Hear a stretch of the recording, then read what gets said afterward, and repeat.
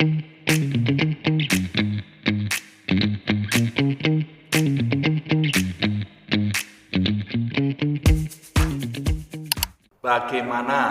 korelasi antara ular dengan iblis?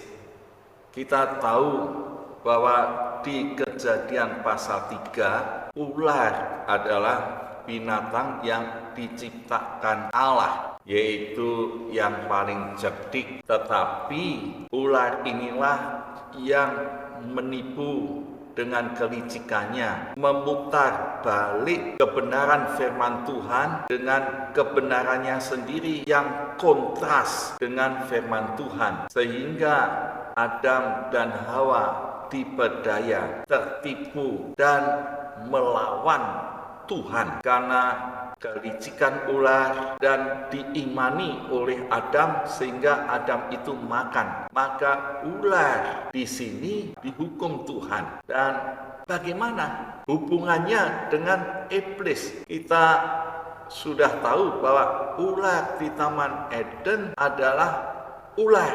Tapi bagaimana bisa dikaitkan dengan iblis?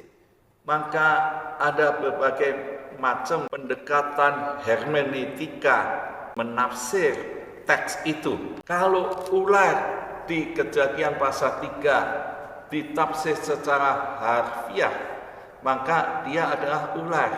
Tapi kalau ditafsir secara alegori, maka ular bisa disamakan dengan iblis. Dan teori hermeneutika dengan historical, gramatikal, kontekstual, kita meyakini bahwa berdasarkan genre bentuk sastranya itu narasi, dan dalam narasi kita bisa melihat tafsiran yang tepat, apakah ular itu iblis atau ular kalau kita lihat bentuknya adalah tipe.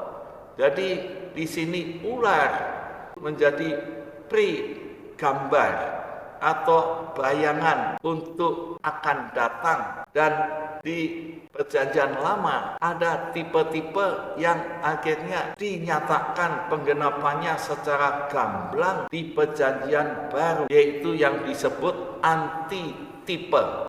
Maka di Kejadian pasal 3, kalau melihat ular di situ yang punya ini menjadi tipe, yang antitipenya ada di dalam Wahyu 12 yang menunjukkan secara gamblang. Di dalam Wahyu 12 ayat 1, maka tampaklah suatu tanda besar di langit, yaitu seorang perempuan berselubungkan matahari dan seterusnya, dan dia yang melahirkan seorang anak laki-laki. Kemudian di ayat yang ke-7, maka timbullah peperangan di surga. Mikael dengan malaikat-malaikatnya berperang melawan naga itu, dan naga itu dibantu juga oleh malaikat-malaikatnya, dan mereka tidak dapat tahan, mereka tidak mendapatkan tempat lagi di surga.